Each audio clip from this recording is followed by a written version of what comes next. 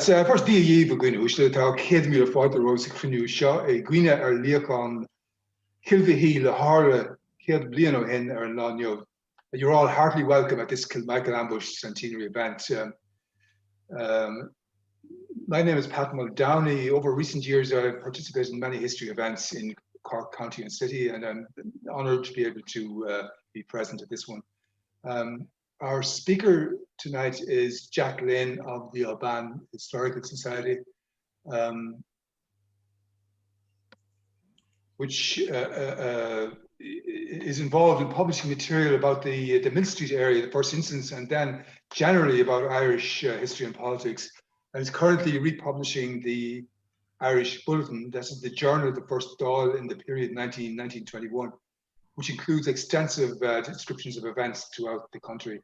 And Jack's topic tonight is the lessons of Kilmichael and reflections on the War of Independence.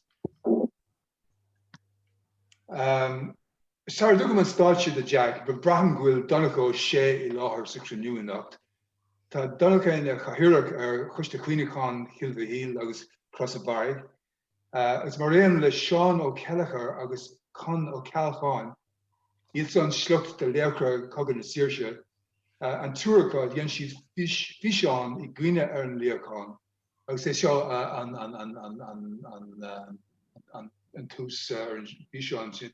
Kan Fishon Umlon Eshkint, Yil Dianabak Dolis Jock, the Lehan of Facebook, the Quid Donica, out in the Will and Nosk, it's in Feather and Fishon Eshkint and Shin. Okay, Martin kind of Crinu shot a Hiola. Iram Argonica, Kupla Fuckle a Raw doing Donica. Remagut Peta as an Mulla.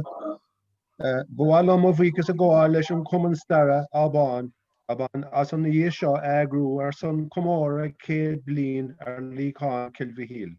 Hara Pet. Vixa Kahir August Jack Evegig Torton Kind and Uct. I thank the Aubane Historical Society for organising this occasion online, and especially Pat in the chair and Jack who will be giving the talk to mark the centenary of the famous Kilmichael Ambush. The Aubane Society has done Trojan work over the years in presenting us with the real history of our country's struggle for independence and defending the good name of our patriots. We in the Kilmichael and Crossbarry Commemoration Committee endeavour not only to keep alive the memories of all those who fought and died for Irish freedom, but also to promote the cause which they fought for, that of a 32-county free Ireland, which has yet to be achieved. The Northern state has been a failed entity from the outset, and the Southern state Republic of Ireland could never reach its full potential in a divided Ireland. The Kilmichael Ambush was a very significant event in the War of Independence, and it happened at a crucial time, and the military and political ramifications the Kilmichael Ambush had far outweighed the size of the battle itself. Within that is the nature of guerrilla warfare. We in the Kilmichael and Crossbarry Commemoration Committee are the custodians of the magnificent monuments at Kilmichael and Crossbarry with the ordinary people. And we remember the people gone before us that organised their erection in 1966 with funding from the ordinary plain people of Ireland. We are glad to say that both these monuments have recently been restored and are in tip-top shape for many more commemorations. Kilmichael still resonates with the Irish people and freedom-loving people everywhere. Gurav Mila Mahagiv. Donica as an Rotas Feel Creole Shin. And now I invite Jack Lynn to speak to us about the lessons of Kilmichael and reflections on the War of Independence. Jack. Well, thanks very much, Pat and Donica. Obviously, thanks, Pat. Well, it's a pleasure indeed to be contributing to the centenary commemorations of Kilmichael. I think by now, anybody who's taken an interest in the other events associated with the commemoration will realise the real importance of Kilmichael, a complete military success over the cream of the Crown forces, the auxiliaries, and more important than that, the psychological victory of Kilmichael. The first time that the auxiliaries were completely defeated, and was then an amazing morale boost to the volunteers and to people generally. What I would like to reflect on is what I might call the second ambush of Kilmichael, the effort in recent decades by our revisionist friends to give us an alternative narrative on Kilmichael. And the aim of this was to discredit Kilmichael and everything associated with it, particularly Tom Barry as a serial killer, and that the war that it was part of was a sectarian war. Now, a few people, I feel obliged to mention them, even though I hate mentioning names because there were so many involved, but a few people took who took the lead in correcting this narrative, led off by Maida Ryan, Brian Murphy, then Niall Meehan, John Regan, Padraig O'Rourke, Manus O'Riordan, Barry Keane, and others. But they countered the narrative that was being presented. The new narrative was to give us a bad conscience, not only about Kilmichael, but about the War of Independence itself. And what I think we should remind ourselves of is some of the methods used to do this, because these have a continuing influence, and we're not finished with the commemorations of the War of Independence, and we need to, these, if you like, techniques may be used again. One was the use of a lot of weasel words, such as, well, all this was a shared experience, shared historical experience. Now, it's very hard to get your head around the fact that a war can be a shared experience. And somebody made a point that it's a bit like if one of us was assaulted on the way home tonight, and our assailant turned up in court on Monday morning and said, "Oh well, Your Honour, it was all a shared experience, really." You know, he'd get short shrift. If a rapist tried to defend his raping by saying, "Oh well, it was a shared sexual experience," you know, it would be laughed out of court, metaphorically and literally. And the same should be said about this idea of a shared history. It's not a way of explaining history or an experience or a war. It's a way of explaining it away. Another great weasel word that was thrown around was, "Oh, we should be concentrating on reconciliation." Well, obviously nobody's against reconciliation. Nobody wants to restart the conflict or anything like that. But reconciliation of what with what? And the reconciliation we are promoting, and the only reconciliation we're dealing with, is the reconciliation of the facts of a situation and the facts of that war with an account or a narrative of that war, that the two complement each other, and not an account that conflicts with the facts of the case. Again, a way of trying to belittle the conflict and explain it away. Now, fortunately, this narrative is on the back foot at the moment, and I think that was caused by an event that was planned earlier this year, the commemoration of the RIC. The government planned that, as you know, back in February, I think. And there was a revolt against this, a popular revolt against it, because people instinctively thought this is going to be a step too far. Anybody who had any knowledge of the War of Independence knew the role of the RIC. They were part of the Crown forces. And another weasel word that comes in is calling them policemen. They were not policemen, never were policemen. And that was spelled out quite clearly by the government, the British government of the day, because it was proposed in March 1919 in the House of Commons that they become part of the National Union of Police and Prison Officers in the UK. And the Chief Secretary for Ireland, Macpherson, replied as follows: It was decided by the government that the Royal Irish Constabulary could not be permitted to join the National Union of Police and Prison Officers, inasmuch as the Royal Irish Constabulary is a semi-military force directly under the control of the Crown and subject in many respects to the same conditions of employment as the Army and Navy forces, March the 6th, 1919. So that's putting the situation quite clearly, calling a spade. And for my sins, I wrote a letter to the Irish Times pointing this out, but obviously it wasn't published like many more. And so we were presented with this commemoration of policemen. Now, there were decent people in the RIC, no doubt about that, but they all left en masse. They weren't being commemorated, and they should have been commemorated. They were brave men to do that. Now, and again, the RIC, being what they were crucial to the war, to the military effort. The TANs were a reserve of the RIC. The auxiliaries were a division of the RIC, and these people, these people could do nothing in the country without the RIC because they didn't know anything about the country side. They wouldn't know where to go, who to look for, who to follow up, etc., etc. So the RIC were the bloodhounds for the military effort to suppress the Dáil and the independence movement. So they were crucial. And again, this was this event was abandoned, and it contributed to the government losing the next election. Now, the episode is important because I think scales fell from eyes when people realized what was being proposed here.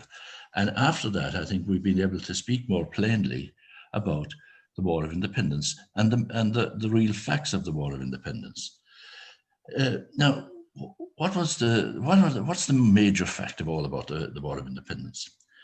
A major fact is that it need not have happened.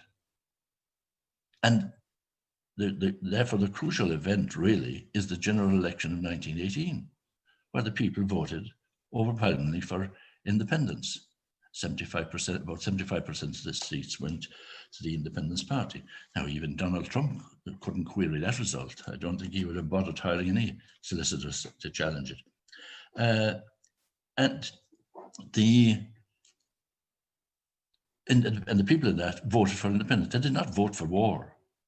They voted for independence. Now, why did they vote like that at that time? In such massive numbers.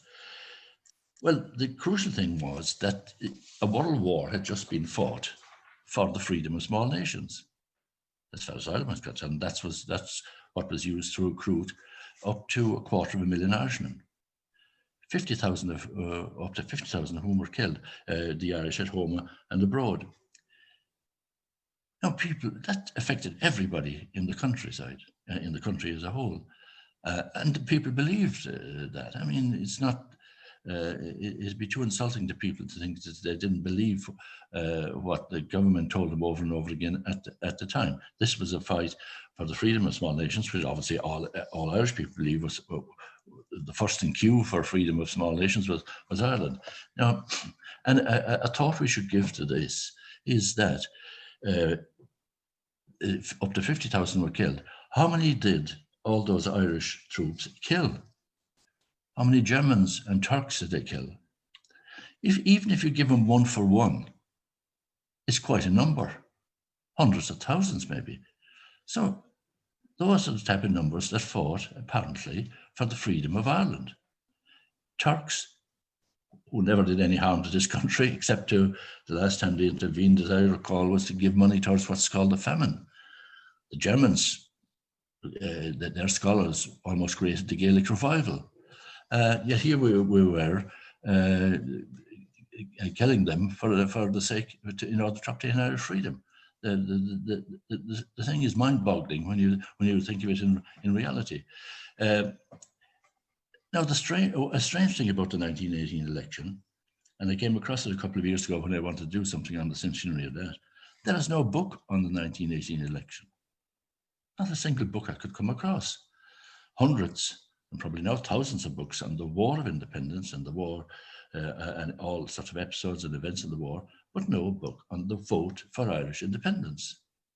And this was confirmed a couple of years ago. UCC produced a massive book, literally a massive book, weighing in over 11 pounds, over 5 kilos.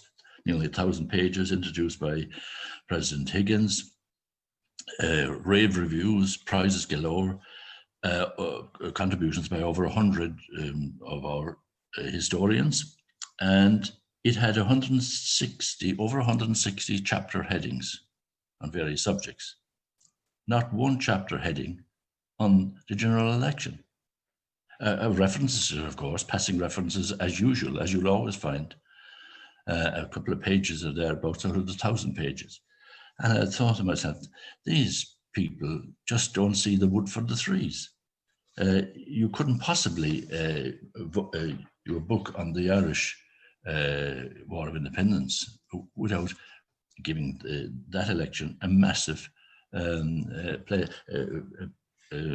part. Now, people voted, as I said, because of what they understood the war to be about. Not only that, the Americans joined the war for the same reason. National self-determination. Woodrow Wilson's 14 points were essentially for that. So they joined the war for that. The new Russian government, the Bolsheviks, left the war to do the same thing and support the colonial struggles in the imperial, by the colonies of the imperial powers throughout the world. And these have over decades been successful, and now we have dozens and dozens of nation states arising from that. The major one, of course, being China and India. And also, another reason they voted for it was an event that's not much knowledge now. Another European country, a few years previously, wanted national independence. They voted for it and got it without firing a shot. That was Norway and Sweden. And that was considered at the time the normal civilized way of dealing with self-determination. But that was ignored. So the people naturally thought it was a case of voting for independence, and we'd get it. That it would be a walk in the park, effectively. And they were right to believe that. The whole world was for it. This massive war had been fought for it, in which in total about at least 10 million people were killed. But what was the government's reaction? The British government, the government that prided itself on being the leading democratic power in the world, and that election was the biggest democratic exercise ever in the United Kingdom, because the electorate had been extended to practically all men and most women, ignored it. And not only that, they treated it with contempt. They had no respect whatever for it. And the attitude was was spelt out by some of their propagandists, particularly a chap called Major Street. The Irish got carried away. They get these notions sometimes. They're a bit naive. They believe the propaganda they're fed, and they'll get over it. And they have good reason to think that. I see, as Street pointed out, a smack of foreign government, and they'll get up. We did it before. Don't forget the Fenians, the Young Irelanders, etc. You know, they were put down. That was it. And we'll do the same here, and it'll be all over very soon. And so, when the Irish showed signs of actually supporting the government that was set up, as they were elected to do, the British government prescribed it all and hunted down the members. But then the unexpected happened, and I think it was unexpected, not only by the British, but I think by the Irish ourselves. The Irish took the result of that election seriously, and they said, no, we want the government we voted for, and we'll defend it. And very soon, citizen soldiers emerged all over the country, in the most unlikely places, and the result of 1918 was confirmed in subsequent elections. 2 local government elections, an urban and rural in 1920, gave overwhelming support to Sinn Féin, and that enabled them to take over local government from the British government. And this was getting down to the real nitty-gritty of people's lives.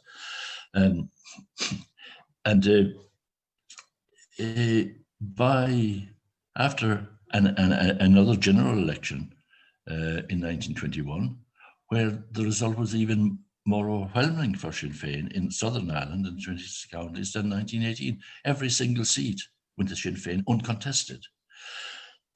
So the military defence of the Dáil, plus these continuing elections in favour of the Dáil and in favour of independence, convinced the British government that they would have to have a truce, which they agreed to in July 21. Now, this was obviously a blow, a military blow and a political blow. The British Empire, as we all know, was the greatest empire the world had ever seen, and which the sun never set. They had got that empire, they created that empire largely by very successful wars. And they were well experienced in it. And you can't build empires without being good at war. So having to concede a war to a newly formed group of people, as they thought, who they had very recently described as a mother gang, was quite a humiliation in effect. But in all their wars, the British had learned one thing: wars do not stop when the shooting stops. If the purpose isn't gained by that, and the purpose here wasn't gained, the purpose was to maintain, not to lose Ireland, as I would put it. So other techniques had to be found. Politics became the continuation of the war by other means, negotiation, etc. And they realized that the success of the War of Independence was the unity of the country and of the people and the people leading it. And it's not rocket science to know what to do if that's the key to success. Just try and destroy the unity and disrupt the unity. And that's what they set about doing. And they had a perfect man in charge to attempt that, Lloyd George, the Welsh wizard. And he was a wizard, no doubt about it. He was fit for anything. War, obviously, threats of war, promises, lies, cajolery, flattery, trickery, bluff. Lloyd George had all the talents, all these talents, and he could play them like a musical instrument. He was an artist at it, and this is what the Irish were faced with. There was a fellow Welshman, I believe, created a ditty about him, which I think gives the sort of the flavour of his personality. It went something like this: when it's speculated that when Lloyd George died and passed away, where he'd go, and it was downstairs. It went, Lloyd George, no doubt, when his life runs out, will ride in a flaming chariot. He'll sit in state on the right heart plate between Satan and Judas Iscariot. And on that day, the devil will say, my place of preeminence fails, so I'll move a bit higher away from the fire to make room for this fella from Wales. And that gives the flavour of what the Irish government was up against. And within 5 months, he had used all these talents to enforce an agreement called Articles of Agreement between Britain, Ireland and Britain. That was the official title. Now, and this was, he got this signed through sheer threats of more war. And the more war, immediate and terrible war, as he put it. And everybody knew what that meant at the time. It was to resort to the methods that were used in the Boer War and the South African War, which was blockhouses and concentration camps, which were invented for that purpose. Now, what was signed is called a treaty. And I think this is another weasel word. Treaty is not mentioned in this document. Nowhere in the text. Anyway. And what is a treaty? A treaty is a coming together of one of two or more states, independent states, coming together of their own free will to agree on something. There's no force involved. There's no threats involved. If it is, it's not a treaty. There's no oath of allegiance of one side to the other. And it has to be an agreement of equals. Now, Ireland was treated by the British here as a union, so they're not equal to the British Empire. The British Empire would not have treaties with its dominions. it's ridiculous. You can't have treaty with a less equal entity. So these were articles of agreement, and the word used to describe them in the text itself is their instrument. It's an instrument. And the instrument obviously was to further divide and frustrate the national effort in Ireland's side. Now, paper will never refuse ink, and we'll hear in the next year or so talk about the treaty. But there was no treaty. Now, then we were told that this posed obviously a huge problem for the Irish government. And I think it's wrong for us at this moment and in this context to be judgmental about how the government had to react to it. It was a real dilemma. And its resolution, and of course it was voted on, as we all know in Dáil, as a debate. It was a debate, simply a debate, and nothing else. The Dáil could not approve the treaty because of this article, because they did not recognise the Dáil. And of course it was passed very, very narrowly by Liam Mellors gave the reason very succinctly. He said it depended on the fear of the people, not the will of the people. Now, it led to what is called a civil war. And this, I think, is another weasel word. A civil war is between groups of people in a country who have totally different views about the future of that state.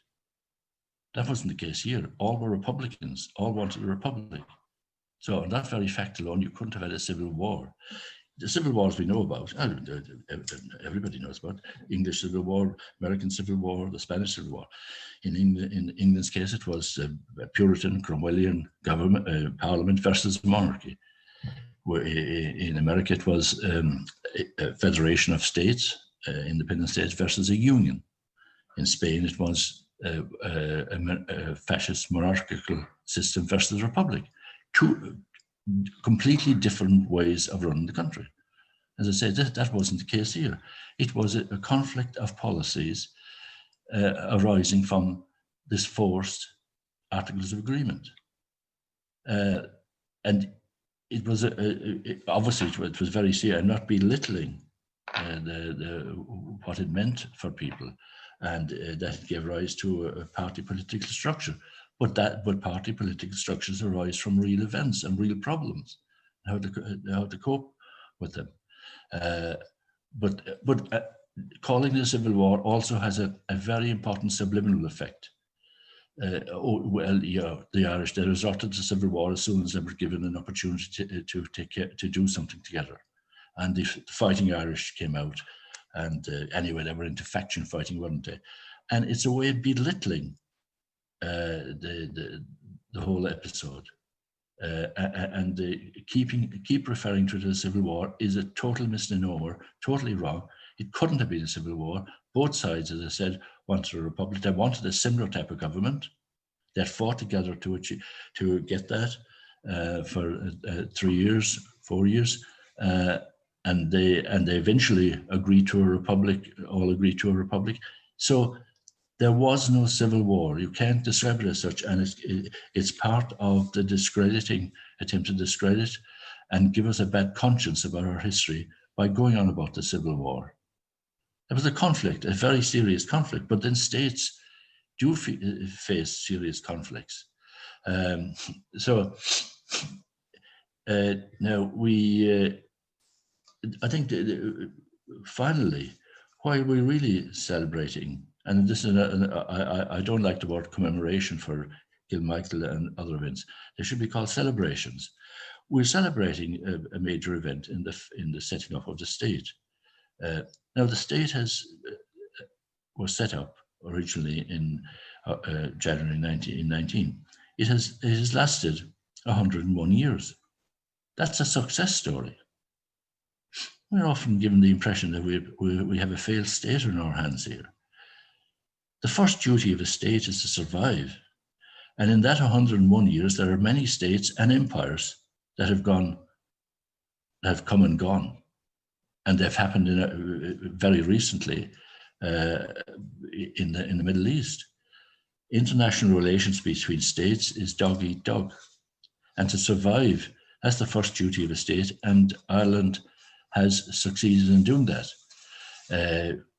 Now, in the course of doing that, it has not succumbed to totalitarianism of any sort. It has maintained a democratic system for that 101 years, despite all sorts of problems. And it avoided things like the worldwide depression and the destruction of the Second World War.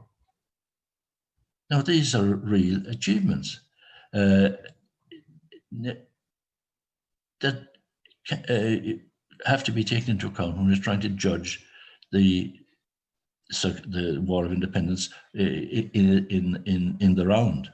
It gave, and I think it gave rise to this very successful state because of the overwhelming support from it at the beginning in 1918, which effectively has been maintained.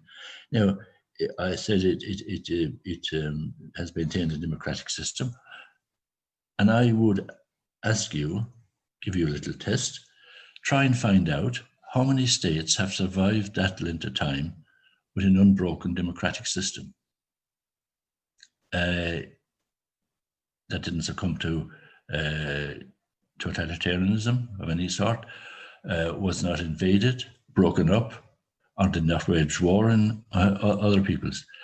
Take that, and I think you will find them that you can count them on the fingers, maybe not of one hand, but certainly of two.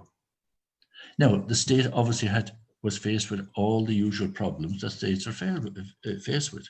They were dealing with millions of human beings and human nature. And being where it was, there were all sorts of problems, continuing problems, corruption, scandals, and economic problems, etc. And they're ongoing, and every state has them. This state, I would suggest, has dealt with them as good or as bad as any other state. But the crucial thing is it has survived, maintained itself, has not been broken up, has defended itself when necessary, and as I said, avoided massive problems that other countries were not able to cope with, the Great Depression, the Second World War, all the destruction that entailed. So I think that's the perspective that we should look on when commemorating, celebrating Kilmichael and other ambushes and events in our War of Independence. We should not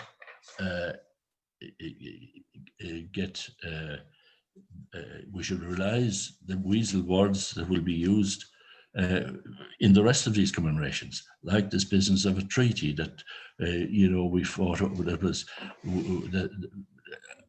there was a treaty. There wasn't a treaty. There wasn't a civil war.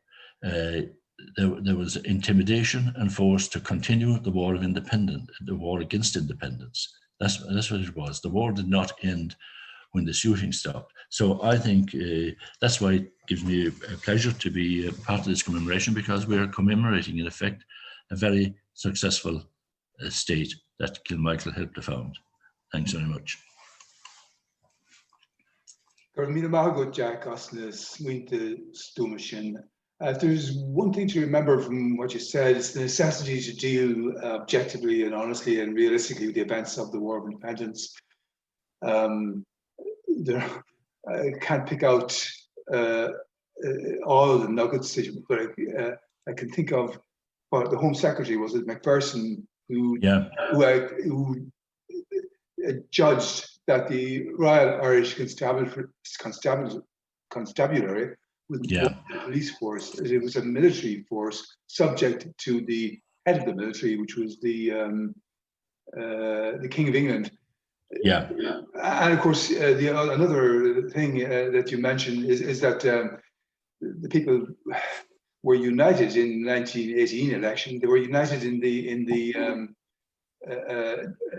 local elections of 1920. They were united in the general election of 1921. The real issue there was how could they be made disunited? The war of terror to suppress them by the unelected governing power wasn't working, so they couldn't be broken that way. So the means of breaking them was by the Welsh wizard Lloyd George, who did break that unity. So anyway, in that spirit of realism, I'd like to put a question to you. As you say, a majority of the people voted for independence in 1918, and when the unelected governing power embarked on a violent terror campaign to break them, they resisted. But now we go forward to 2 years in 1922, a majority of the elected representatives of the people voted to accept the Articles of Agreement, the so-called treaty. What's the significance? Yeah, how do you explain that? Yeah. Well, yeah, and how do you explain that change? Sorry. Yeah. Well, obviously that vote, as I said, I think I mentioned there was a debate on the Articles Agreement. Now, everybody could and did debate it, and that's all they could do. That's the first thing to write. The Dáil could not approve the Articles Agreement. That was written into the agreement. If you agreed with the Articles Agreement, you were not accepting the Dáil. You were abolishing it, because it spells it out very clearly. I think it's in the last clause number 18. It says, this can be approved by the government of Southern Ireland. Now, the government of Southern Ireland was not the Dáil. The government of Southern Ireland was what was put to the people in a vote in June, I think, 1921, the one that set up partition. And not a single person in Southern Ireland, in the 26 counties, voted for that government. But now the members of the Dáil were asked to approve an act, the act of the government of Ireland, and approve that government. And after the vote in the Dáil, the people who won the vote had to traipse over to Dublin Castle and become the government of Southern Ireland and meet the Lord Lieutenant and say, we've approved the treaty under that British Act of Parliament.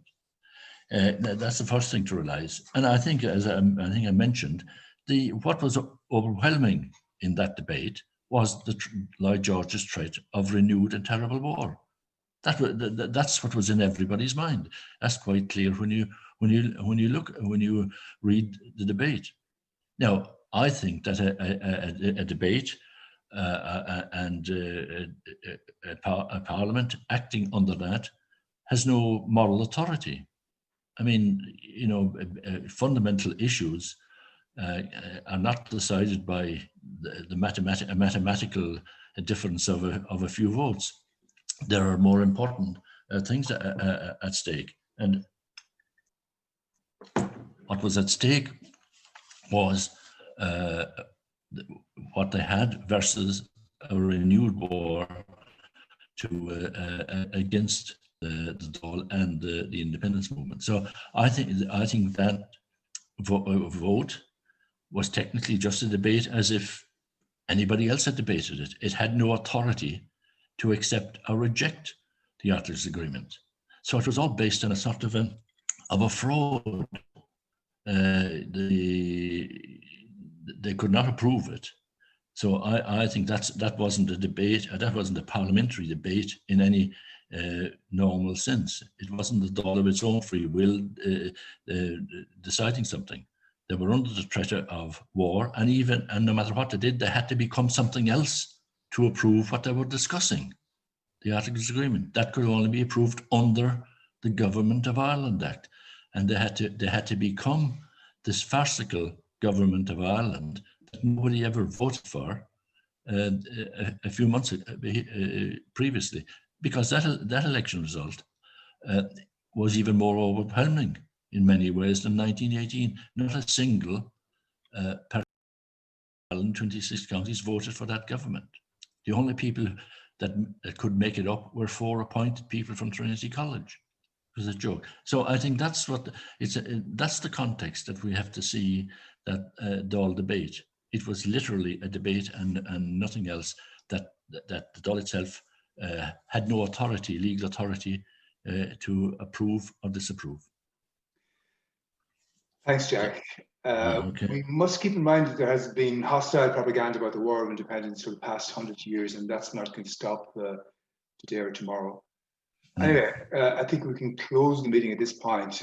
Thanks to our speaker, Jacqueline, and thanks to everyone for participating at this notable point in time, 100 years plus 3 or 4 hours since the momentous event at Kilmichael that we're commemorating. Okay. Míle buchas de gach éineann seo go háirithe don cainteoir Jacqueline, agus míle buchas de coiste cuineachán Kilmhaigh Híl agus Cross Barraigh as a níogras chun an tradiisiún seo a chuimhnú agus a chothú íomhá a gcuibh go léir.